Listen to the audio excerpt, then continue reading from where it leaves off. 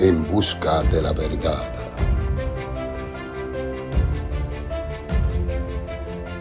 Con Alexis Hernández. Baruch atah Adonai Eloheinu melech haolam. Baruch hu ubaruch shemo. Yivarechecha Adonai veyismerecha. Yaer Adonai pana elecha vihunecha. Yisa Adonai pana elecha ויעשה לך שלום. Porque a su tiempo la verdad será revelada.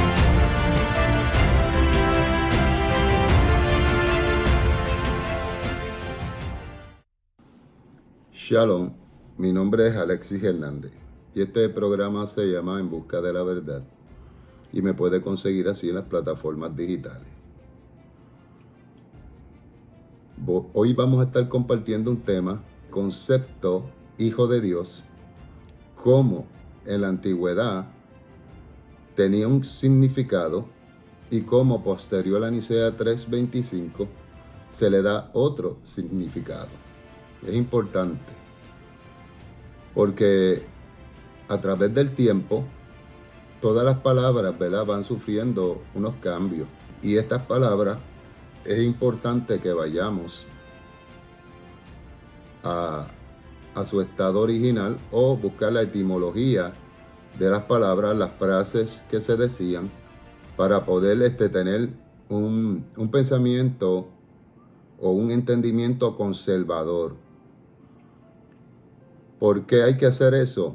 Porque a través del tiempo se pierde mucha información en cuanto se dijeron las palabras inicialmente. Por eso nosotros tenemos que considerar en la época en que se dicen las palabras, tenemos que considerar el entorno social, político y religioso de ese entonces.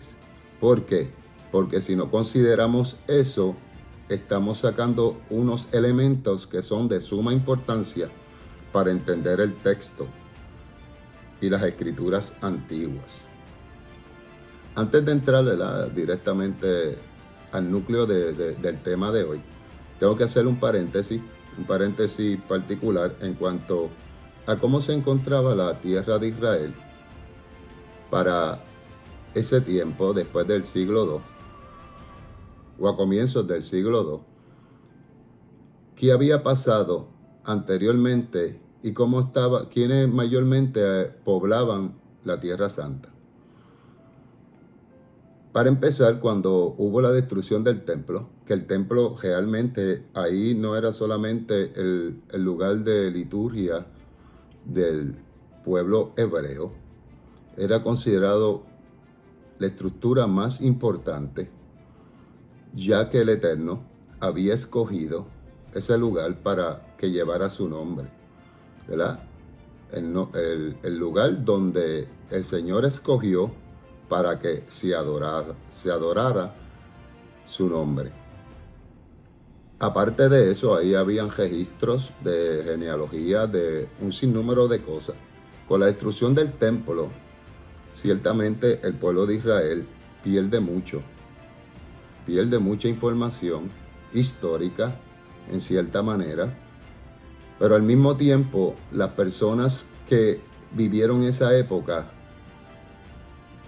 tuvieron que con esa destrucción ir migrando hacia otros pueblos, ciudades, hacia otros lugares, y la ciudad santa comenzó a ser, ¿verdad?, por así decirlo, ocupada por gente que ya habían sido helenizados por el imperio de Alejandro Magno, habían sido helenizados, y desde esa época particular se ve que el sueño de Alejandro se estaba cumpliendo, y era helenizar todos los territorios conquistados. Aparte de eso, que ya en Israel había muchos que habían migrado con la destrucción del templo, se añade a eso la última rebelión macabea. Los macabeos eran sacerdotes. ¿Qué pasa? En el 135 surge la última revuelta macabea, donde realmente lo que lleva es como a un exterminio de una forma u otra a ese grupo de personas que conservaban y que eran celosos con la Torá. Los que, vuelvo y repito, los que no migraron, muchos fueron asesinados, otros pues fueron asimilando las costumbres de los pueblos, ¿verdad? Como la cultura griega. Y ese era el pensamiento que estaba plasmado en esa época en todas las regiones. El pensamiento de Alejandro Magno, la religión griega, etc. ¿Qué sucede? Que cuando pasa todos estos eventos, ya los apóstoles habían muerto. Las escuelas de los apóstoles, muchas de ellas, fueron influenciadas o fueron helenizadas, o fueron influenciadas por la religión griega, de alguna manera. Eso estaba pasando en la tierra de Jerusalén. Ahí podemos ver que comienza a haber como una limitación, de cierta manera, a lo que era el acceso a la Torá y a los escritos de una forma, ¿verdad?, de más conservadora. ¿Qué pasaba en el área norte, fuera de Israel, lo que era Asia Menor, donde Pablo fue con Bernabé y lo compararon con unos dioses, con Zeus y Hermes, y así sucesivamente? Yo lo que quiero es que tenga el panorama del pensamiento que había. Después que Platón comienza, ¿verdad?, sus enseñanzas, donde el pensamiento principal de las enseñanzas de Platón es que el mismo pensamiento era un dios, se establece en Atenas una universidad, o por así decirlo, era una academia. Se establece una academia ahí. Usted dirá, ¿qué importancia tiene eso? Tiene mucha importancia, porque el pensamiento platónico, metafísico y todo lo que incluía eso, fue esparciendo ese conocimiento por medio de los seguidores de Platón. Fueron esparciendo todo ese conocimiento, y en toda la región de alguna manera eso entró dentro de la iglesia que existía en aquel momento. La iglesia que Pablo predicó en Asia Menor, pues mucha de esa iglesia había sido influenciada por todos esos corrientes de pensamiento que existían tanto del platonismo como también existían del área de Egipto, de Alejandría, que había un sinnúmero de pensamientos que estaban corriendo por esa área, ¿verdad? Y eso es sumamente importante para que usted tenga una idea cuál era la forma de pensar, la forma religiosa de pensar de los individuos que ocupaban, ¿verdad?, esos territorios, que vivían en esos territorios. Y mucha gente no le da importancia a eso, pero hay que darle la importancia que requiere por el simple hecho de que en esa área todos, posiblemente de habla griega, eran influenciados por esas corrientes de pensamiento. Y cuando usted analiza todo eso, yo estoy abreviando, pero hay muchísima más información de todo lo que estaba sucediendo en ese tiempo, porque no puedo, ¿verdad?, extenderme tanto hablando de las historias, porque si no se extendería mucho el video.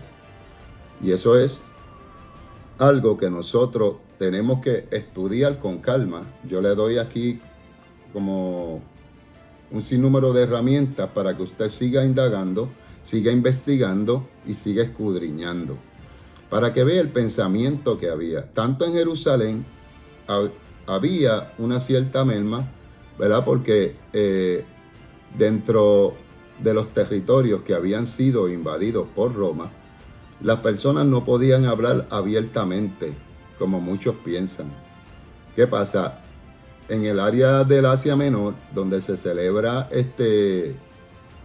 al norte, donde se celebra el Concilio de Nicea, hay unos puntos interesantes y la forma de pensar es uno de suma importancia, porque todos estaban influenciados por el pensamiento griego, y eso es de suma importancia.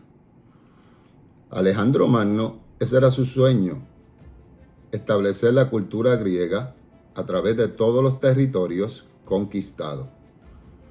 Y eso es bien importante. Ahora, en el concilio de Nicea, en Nicea se celebran 2 concilios. Dentro de esos concilios se deciden cosas que son, diría yo, delicadas y no necesariamente se puede entender que era lo correcto, simplemente porque fueron a votación y la mayoría ganó. Eso es importante saberlo, porque yo soy de los que pienso que el hecho de que la mayoría gane en una decisión, no necesariamente la mayoría tiene la razón. Y eso lo vemos en las culturas en nuestros pueblos, cuando los legisladores de los países legislan sus leyes a favor de la mayoría para ser aceptada de una forma liviana, porque no van a tener mucha oposición.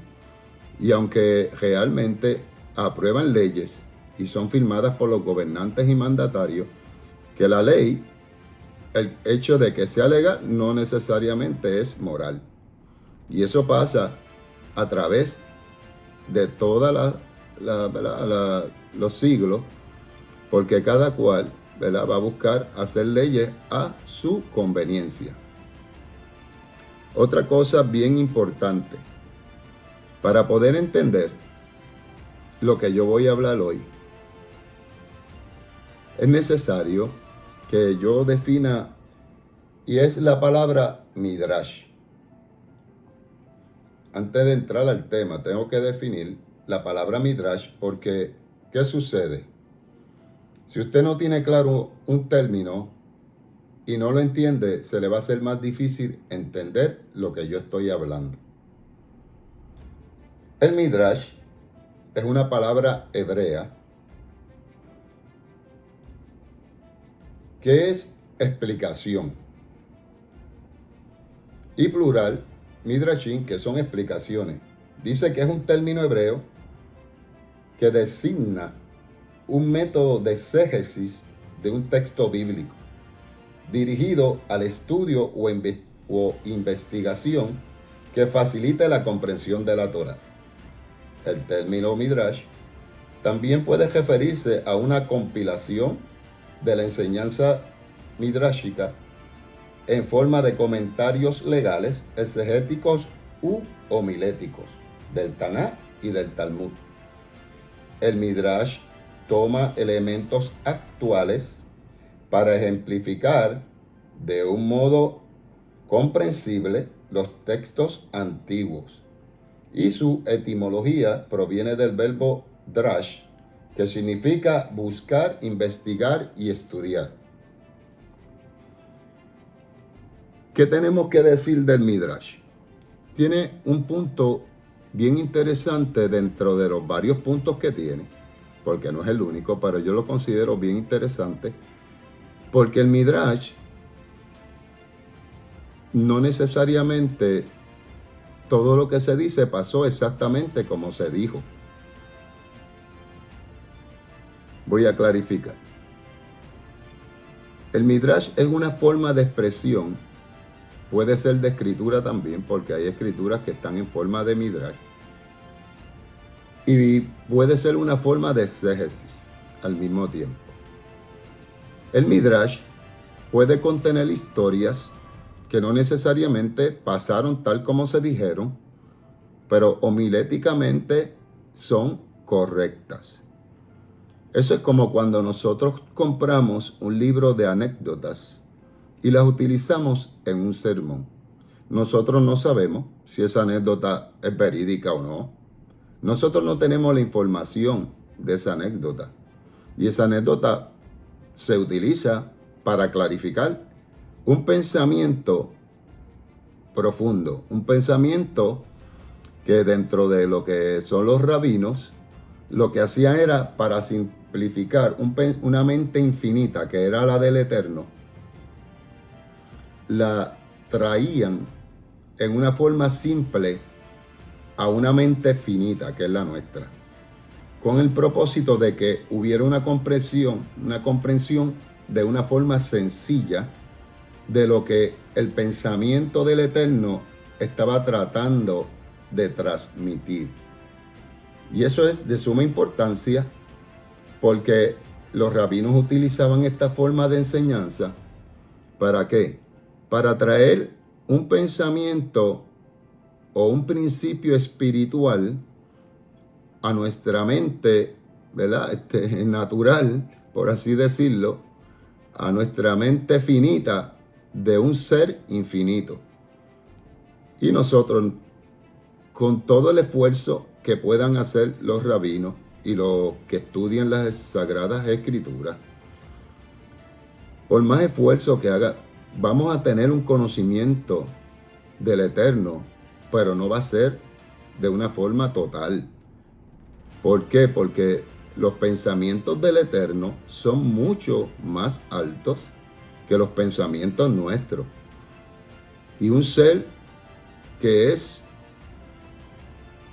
omnipotente, omnisciente, que tiene un sinnúmero de atributos que nosotros no seremos capaces jamás de entender el pensamiento con la exactitud que se requiere.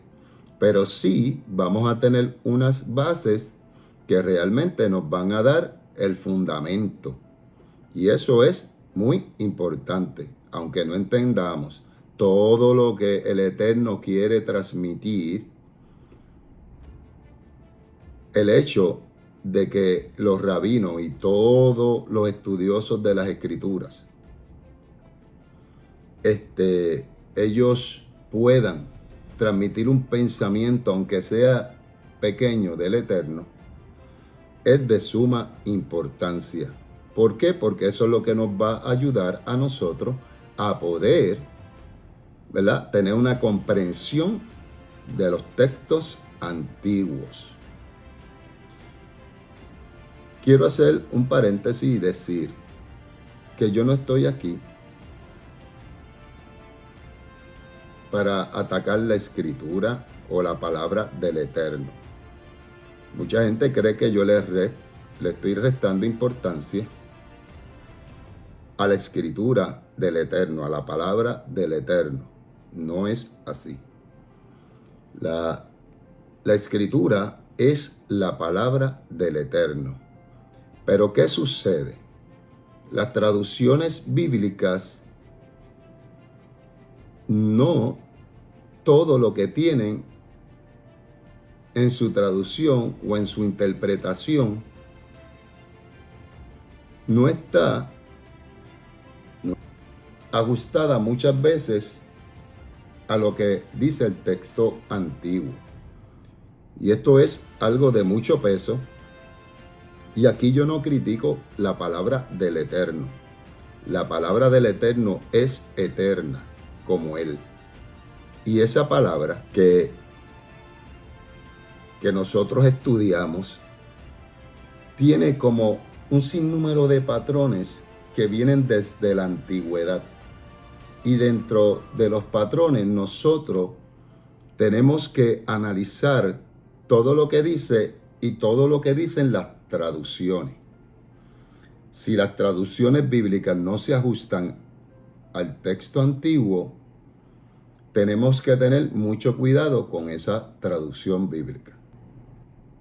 ¿Por qué hablo de las traducciones bíblicas?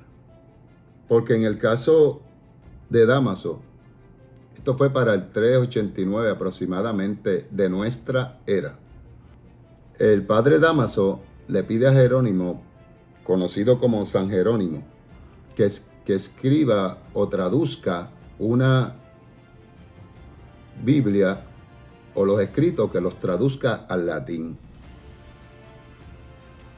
Y esto es bien interesante, porque el Papa le pide a Jerónimo que traduzca una Biblia para el pueblo, lo que se llama la Vulgata Latina. Esta escritura tiene en su contenido muchas cosas que no se ajustan directamente al texto antiguo. Cuando se crea esta traducción,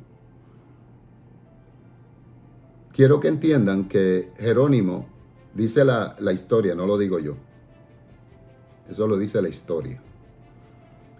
Que él tenía un conocimiento pleno del griego y del latín. Eso fue para los 389. Apunta la fecha, que es bien importante. Mas, sin embargo, del idioma hebreo no tenía mucho conocimiento. Otra cosa interesante ahí es que para ese tiempo el idioma hebreo era un poco más complicado, y le voy a decir por qué. Para esa fecha en particular, el idioma hebreo era consonántico, que estaba basado en consonantes. No había nikudot o vocales en el idioma hebreo. Ahora, la pregunta que yo me hago, ¿cómo Jerónimo, aunque se mudó a Jerusalén, se mudó a la Tierra Santa para traducir la Biblia del hebreo al latín?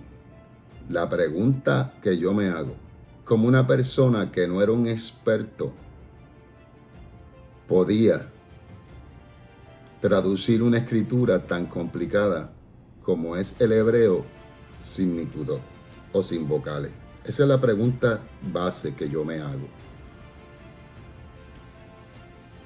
¿Por qué digo esto? Porque los mismos rabinos, dice de la escritura hebrea, particularmente de la Torá, que tiene 70 caras. Y de acuerdo al rabino, era que se daba la interpretación de la Torá. ¿Por qué? Porque no tenía vocales. Es como si usted cogiera el idioma español o la lengua madre, la que usted habla, y le quitara las vocales. Es bien difícil,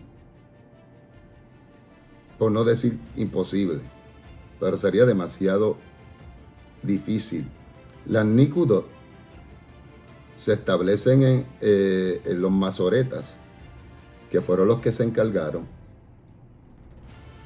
los escribas que se encargaron de añadirle las nikudot al texto hebreo.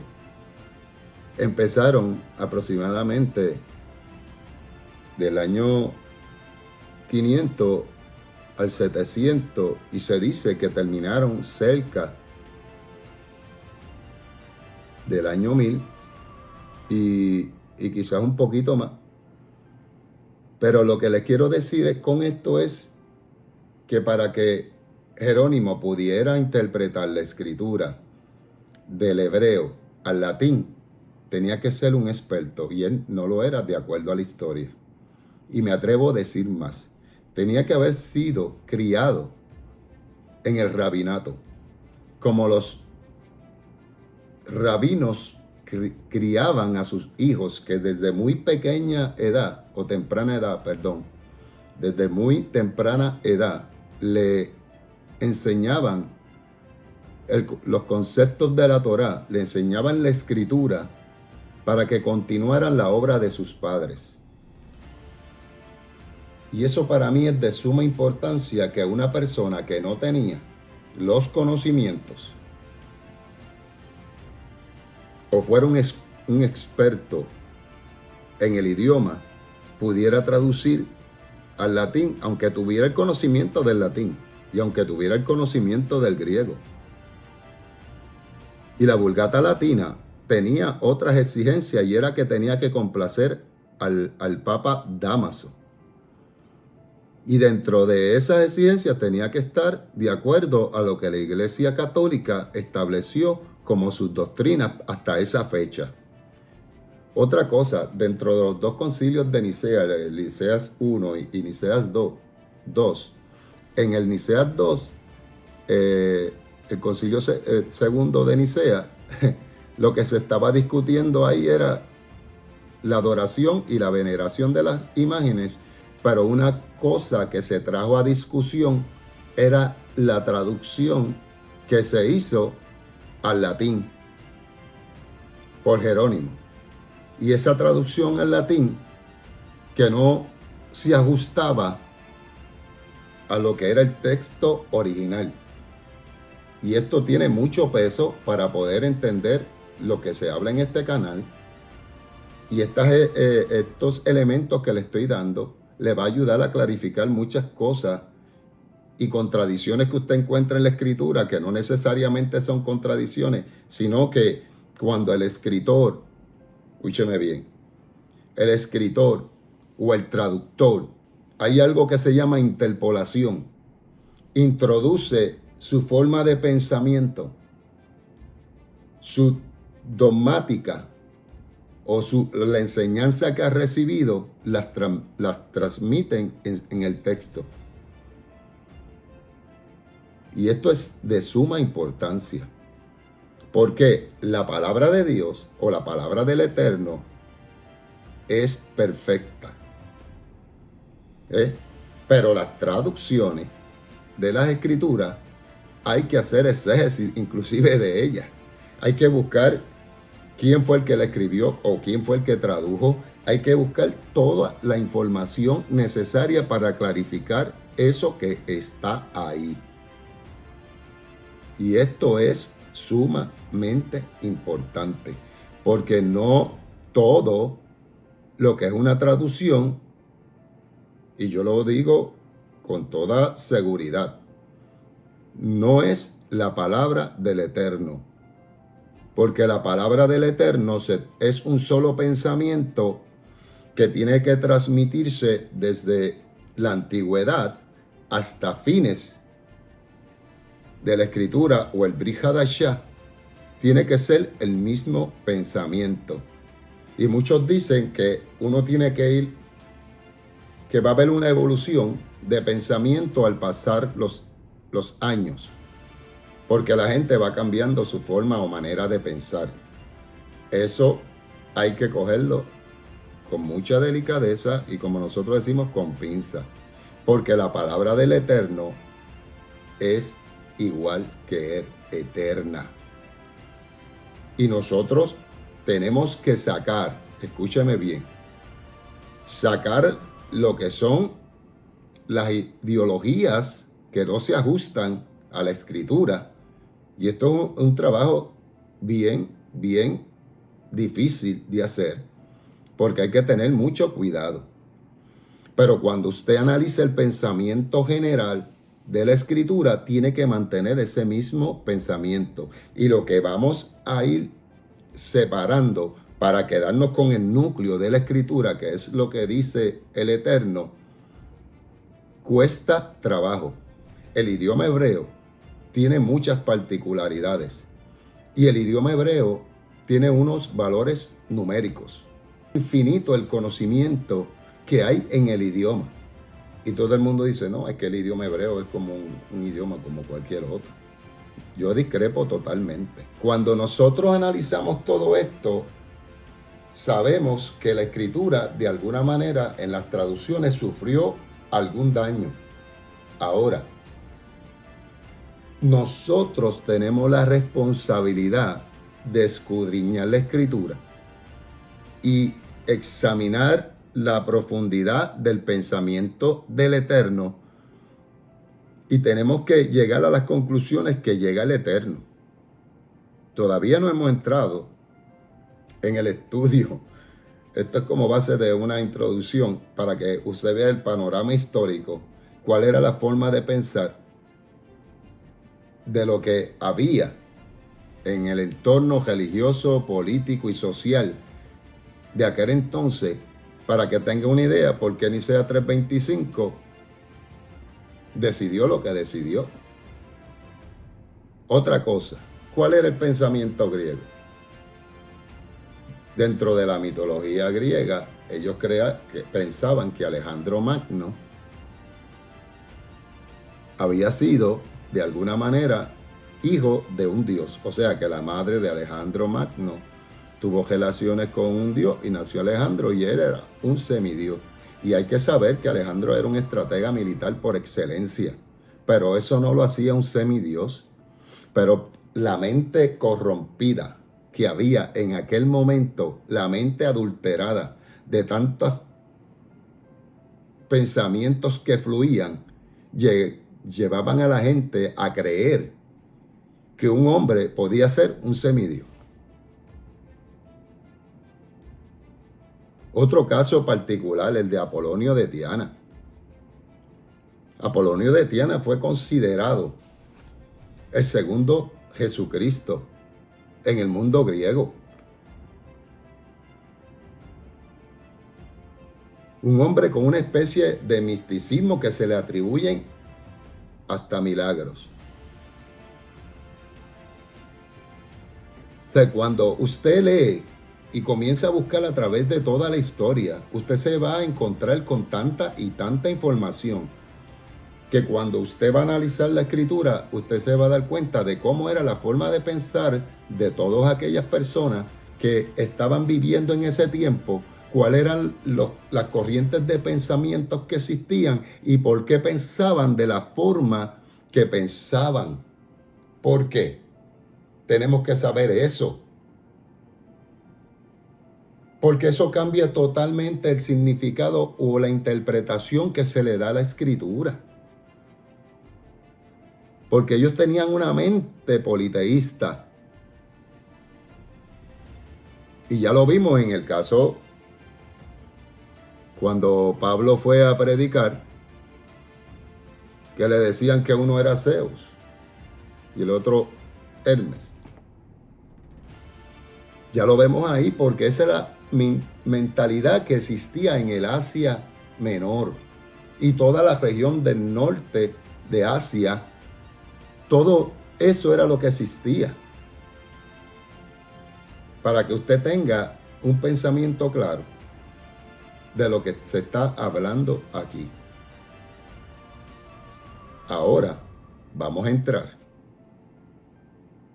al concepto hijo de Dios, no basado en ese tipo de pensamiento, no basado en Nicea 1 y 2, no basado en la ideología griega o religión griega, sino basado en lo que decían los antiguos.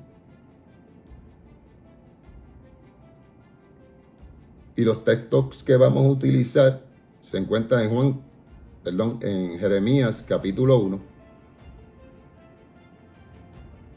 el Salmo 2, versículo 7.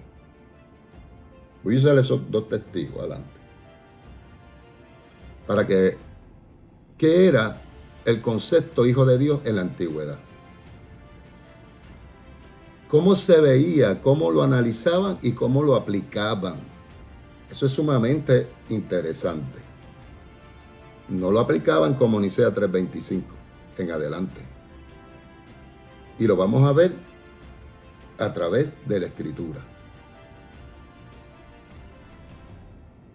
Lo primero que tenemos que saber es que el concepto hijo de Dios se le aplicaba a personas que tenían una estrecha relación con el Eterno.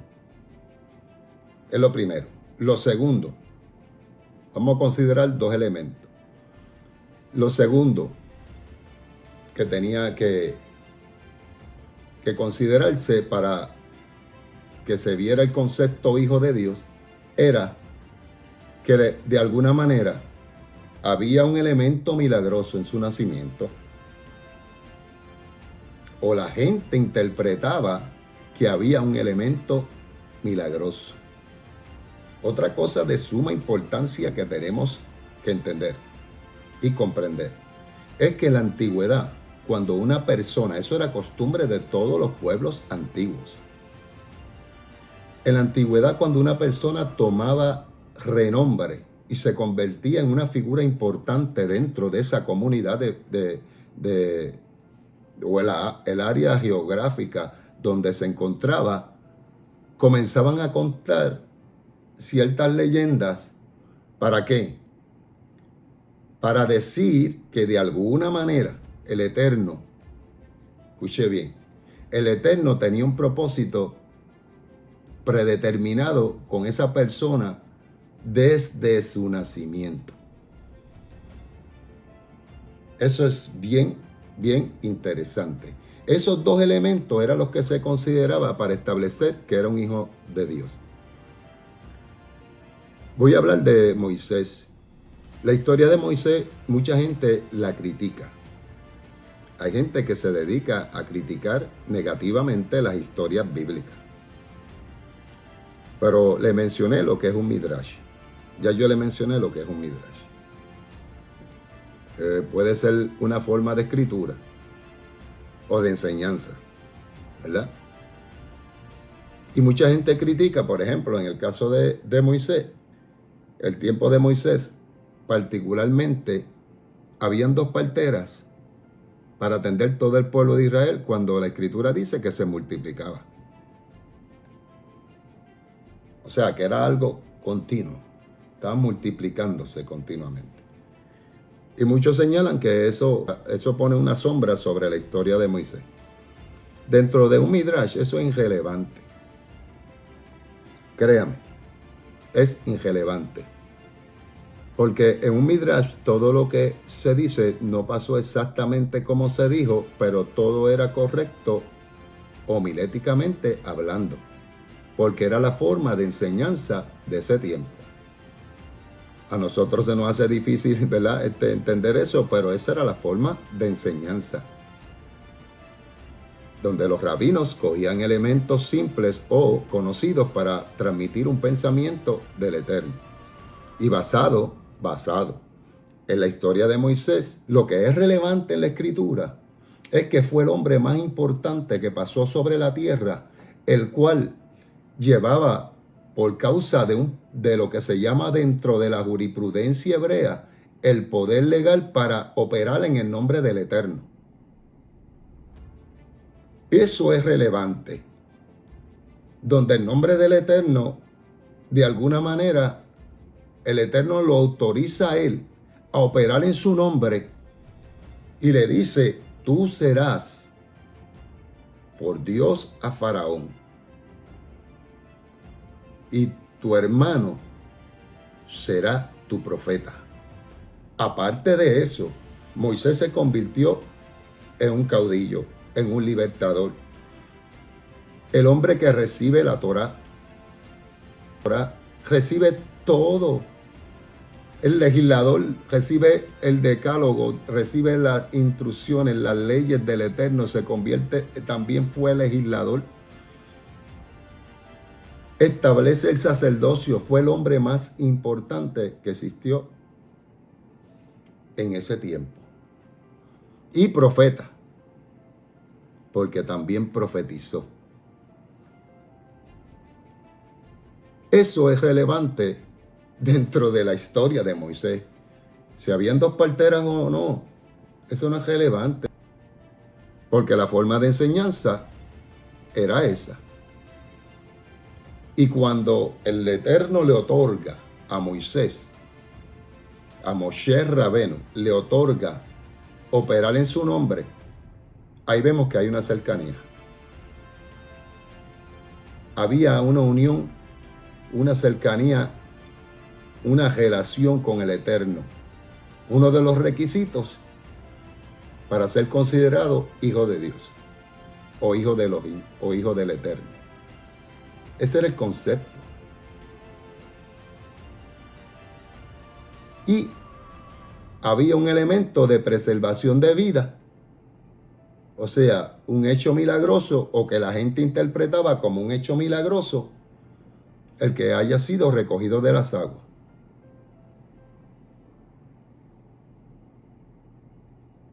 Ve el concepto, hijo de Dios, cómo se va aplicando en el tiempo antiguo. Inclusive, Isaac,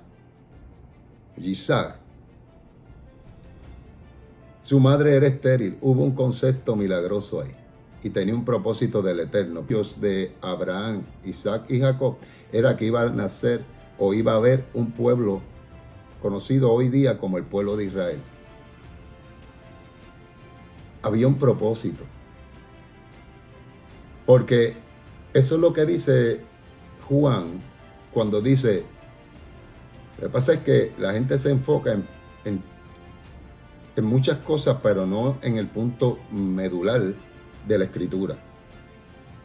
Cuando Juan dice, y todos los que le recibieron, a todos los que le recibieron, les dio potestad de ser hechos hijos de Dios.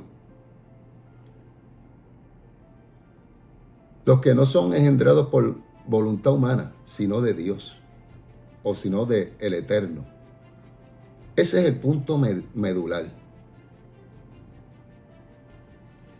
Y uno dice, ¿cómo se puede clarificar eso? Cuando vamos a Jeremías capítulo 1, que es sumamente interesante. Capítulo 1, versículo 4, que dice, se dirigió y se me dirigió pues la palabra de Adonai diciendo, antes que te formara en el vientre, te conocí. Antes de que te formara en el vientre, te conocí. Y antes que salieras del seno, te consagré. Ese es el concepto, hijo de Dios. Conocer no es saber algo de una persona.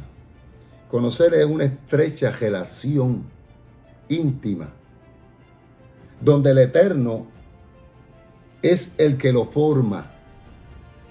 Escúcheme bien.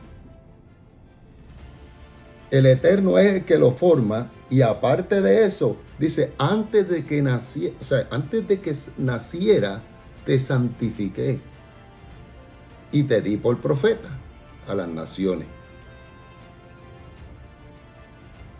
Ese es el concepto, hijo de Dios.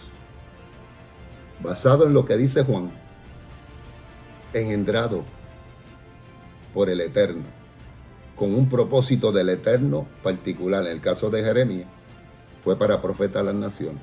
En el caso del Mesías, para ser el Redentor, el Goel, el representante, el Salvador, el instrumento de salvación que iba a utilizar el Eterno para redimir no tan solo a Israel, sino a todos aquellos que hicieran teshuvá, arrepentimiento, y no tan solo arrepentimiento, y se tornaran al Eterno nuevamente. Y vemos aquí claramente que nadie cuestiona o nadie interpreta de otra forma diferente el nacimiento de Jeremías. Mas, sin embargo, basado en lo que dice Mateo, el nacimiento virginal, todo el mundo interpreta eso de una forma diferente, el concepto hijo de Dios.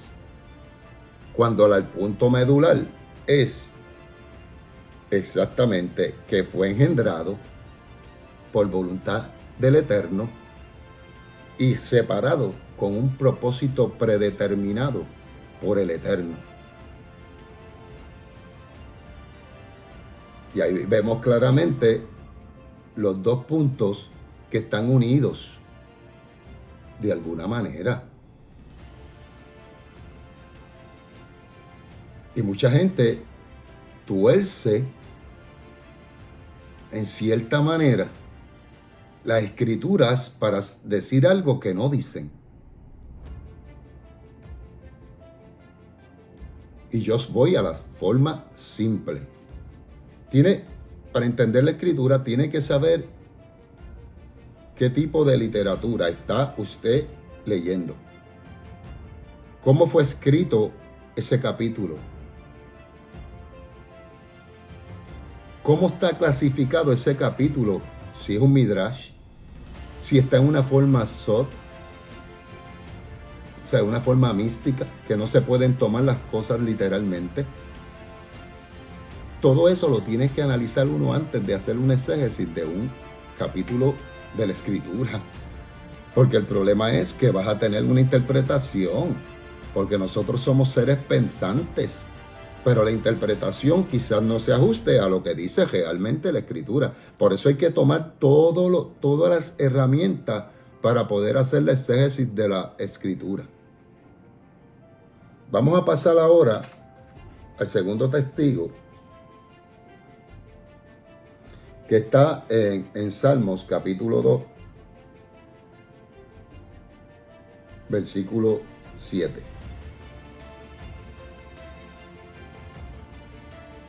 Dice David, Adonai me dijo, tú eres mi hijo, y en este día te he engendrado. Estoy leyendo del Tanakh hebreo. También leí lo del capítulo de Jeremías en la Biblia Cantera Iglesias. Cantera Iglesia.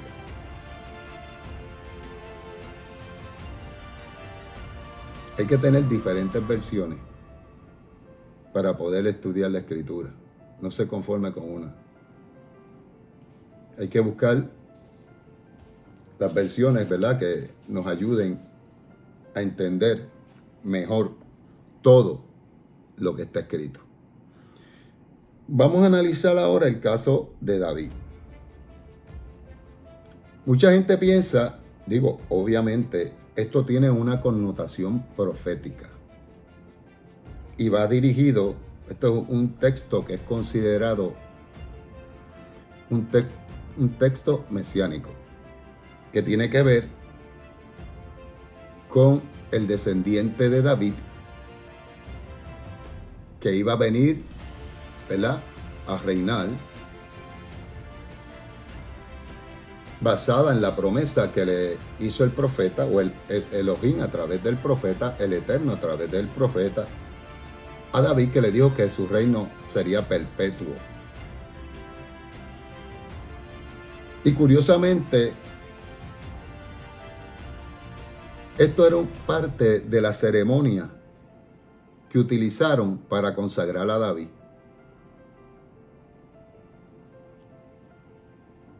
Cuando dice, tú eres mi hijo, yo te he engendrado hoy, eso era parte de la ceremonia de los reyes. Interesante está esto. Ahora, por eso usted va a poder entender por qué cuando Yeshua HaMashiach fue bautizado, algunas Biblias dicen, tú eres mi hijo amado en el cual tengo complacencia. Y en otras dice, tú eres mi hijo, yo te he engendrado hoy. Ay, Padre. En ese momento se está confirmando que el Mesías era descendiente de David. Aparte de eso, se estaba confirmando su reinado como rey. Y aunque cuando él venga por segunda vez, es que va a ejercer o ejecutar esa posición, desde ese momento en particular ya había sido seleccionado para ser el rey del cual el Eterno le habló a David. Y eso es de suma importancia, porque usan ese texto mucha gente para decir que, por ejemplo, José y María no tuvieron nada que ver. Y el que piensa eso tiene que pensarlo con mucho cuidado, porque dentro de las profecías mesiánicas tenía que ser descendiente de David. Si no era descendiente de David el Mesías, automáticamente queda descartado. Porque eso fue una promesa que se le hizo a David. Y le habló el Eterno, en el cual no hay variación ni sombra de variación. Tenía que ser descendiente de David, si no queda descartado como Mesías, de acuerdo a la profecía bíblica, a la profecía conservadora.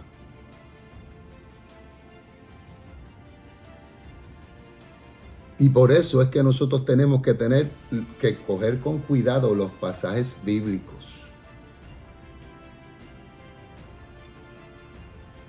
Porque el Mesías vino con un propósito. Nació como usted y yo nacimos.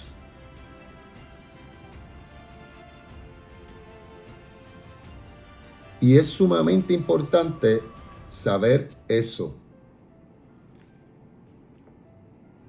En la profecía de Isaías, que dice: una señal dará el Eterno, y es que la Virgen concebirá y dará a luz un hijo, y su nombre será llamado Immanuel.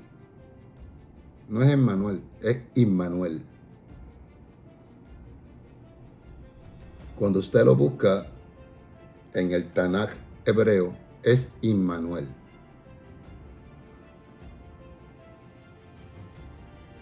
Immanuel es el nombre que lo que quiere decir es Dios con nosotros. Pero eso tiene varias formas de interpretaciones. Y una de ellas es que muchas veces piensan que al decir Dios con nosotros, cuando usted lo analiza no con una mente seria y objetiva, es que quiere decir que Dios se hizo carne y está con nosotros. Pero desde el contexto que está esa profecía, donde habían dos reyes, la tierra de los dos reyes, que estaba enemistada con Israel, hay otra interpretación basado en el contexto, no basado en lo que uno pueda pensar, basado en el contexto. Esa es la importancia del contexto. El panorama era el siguiente: el rey le pide una señal al Eterno para que el profeta, o por medio del profeta, tener una respuesta. ¿Qué pasa? El Señor le da una respuesta. ¿Qué le dice? ¿Qué le dice? Se llamará su nombre Immanuel, que lo que quiere decir es Dios con nosotros. Immanuel se interpreta, como ya dije, pero también se interpreta basado en el contexto, en un estado de sitio, en un estado donde el rey pensaba que lo iban a exterminar, que iba a desaparecer. El profeta lo que le está diciendo: el Eterno, Adonai, Adonai está de nuestro lado. ¿Qué es lo que quiere decir esto? No es que Adonai tomó forma humana de la manera como si lo eterno pudiera cambiar su naturaleza y morir posteriormente, mucho más adelante, es algo complicado porque su naturaleza es inmutable.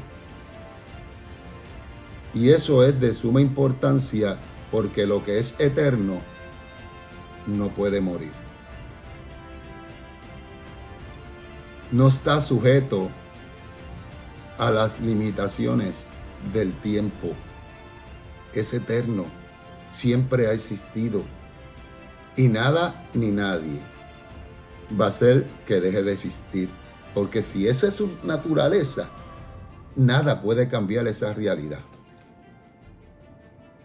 Cuando usted analiza y considera seriamente lo que dice la Escritura, usted se da cuenta o se dará cuenta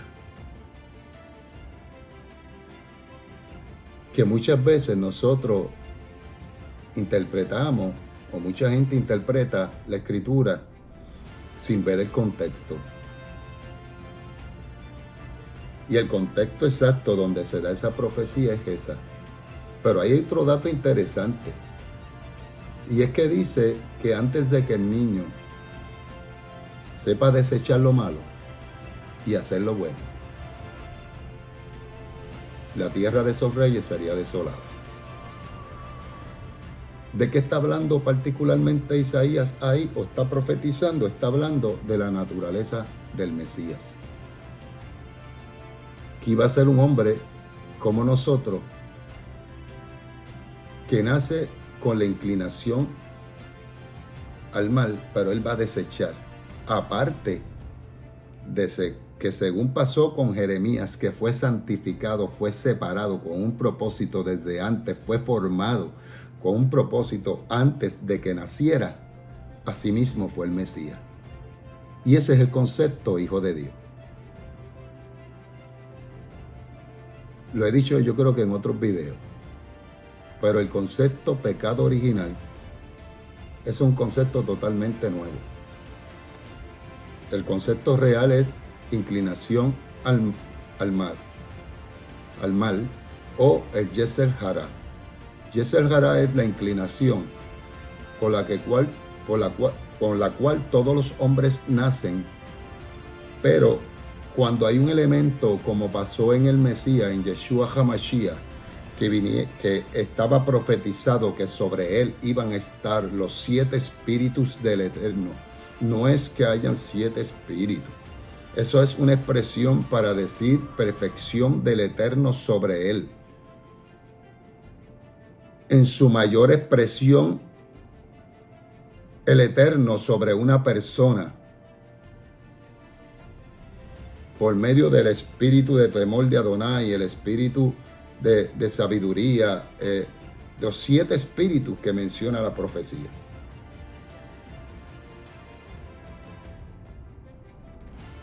Vemos que el Mesías o Yeshua HaMashiach fue preservado por medio del Ruach HaKodesh, el espíritu de santidad, porque eso es separación. Fue separado, igual que Jeremías, igual que todos los que se consideraron, de acuerdo a la Escritura, en hijos de Dios. Como Samuel. Samuel era un hijo de Dios, había un elemento milagroso, su madre era estéril, hace una petición al Eterno, él la concede y ella dedica a Samuel a llevarlo a la casa de Elí y se convierte en el profeta y sacerdote y juez. Él era un sinnúmero de títulos que tenía Samuel. ¿Por qué? Porque el Eterno lo había separado con un propósito desde antes de que él naciera. Al igual que Samuel, al igual que Jeremías, Yeshua HaMashiach fue separado con un propósito desde antes, que fuera formado y naciera. Y ese es el concepto cuando dice, porque no son engendrados por voluntad humana, sino de Dios. O sea, sino del Eterno. Porque esas personas que nacen con ese llamado particular del Eterno y esa selección que hace el Eterno antes de su nacimiento, vienen con todo preparados para cumplir con la misión en la cual han sido designados. Cuando decimos, por ejemplo, en una forma literal, que Dios se hizo carne,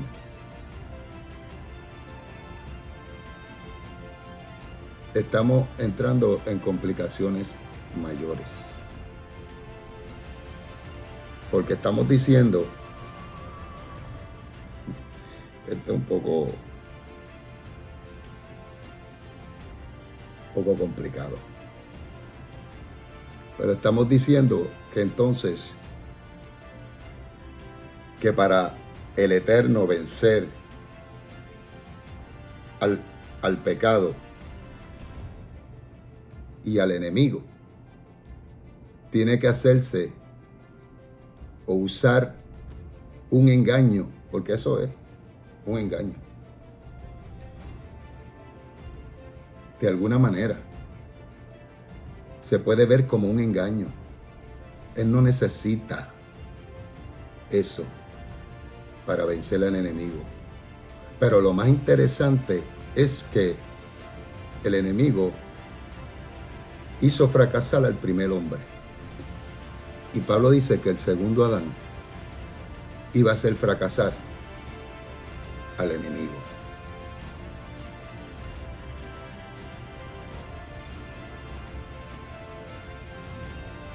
Hay tela para cortar para largo rato. Pero voy a dejar este video hasta aquí.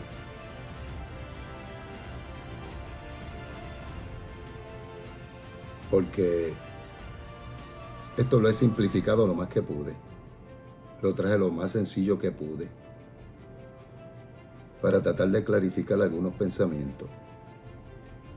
Y de alguna manera colaborar de alguna forma a que haya un entendimiento más claro y preciso del concepto hijo de Dios. Cómo se aplicaba en la antigüedad, que vamos a concluir, y cómo se aplicaba después de Nicea 3:25. Cómo la mente estaba plagada de diferentes corrientes de pensamiento, donde no, obviamente en la cultura griega, no había un pensamiento monoteísta, sino que era un pensamiento politeísta, donde creían en tantos dioses, tanto en el dios de la medicina, que el pensamiento era un dios en sí mismo, etc. Y creían tantas cosas y todo iba alrededor o dirigido hacia el ser humano. Todo era dirigido hacia el ser humano, no hacia el Eterno. Ese era el pensamiento que había en ese tiempo. ¿Por qué? Porque todo el mundo estaba impresionado con Platón y estaba impresionado con todos esos hombres que aparecen en la historia: Sócrates, Aristóteles, inclusive Orígenes, que la Iglesia Católica lo apoyó en cierta forma, que estudió en la Universidad de Alejandría, donde existían todas esas corrientes platónicas también, y trajo el concepto del logos.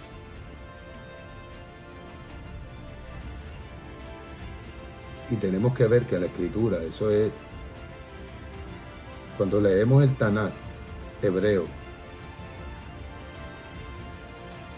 cuando se traduce la palabra logos, que la palabra en hebreo es davar, que se traduce también no tan solo como palabra, se traduce como asunto. como plan, como un plan del Eterno. Y cuando lees el Tanaj hebreo, dice, en el principio era la Torá. Hay una diferencia abismal de concepto en las escrituras. Ahora nosotros tenemos que hacer la mejor selección. La responsabilidad suya y mía es hacer la mejor elección de lo que dice la escritura y de lo que la gente dice, que cree que dice la escritura. Yo me inclino en que el Eterno es el que se va a encargar de guiarnos por medio del Ruach HaKodesh a toda verdad y a toda justicia. Y sabemos que nos va a guiar hasta que lleguemos a la comprensión de la plenitud de su palabra para nosotros. Con mucho esfuerzo y sacrificio se va a lograr. ¿Por qué?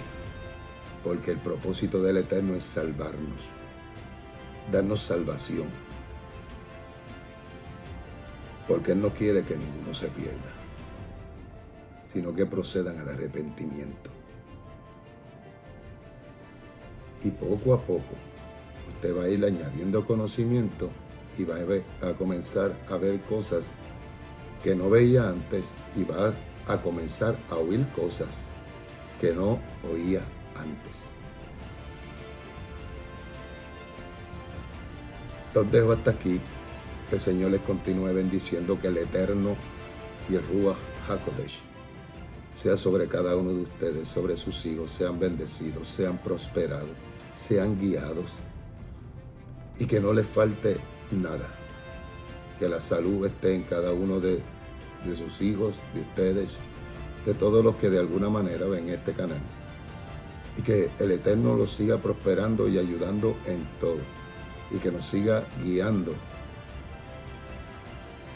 para que podamos tener la formación del Mesías en nosotros hasta que Cristo sea formado en nosotros, como dijo el apóstol Pablo. Shalom, Dios les continúe bendiciendo, que el Eterno les bendiga y los guarde.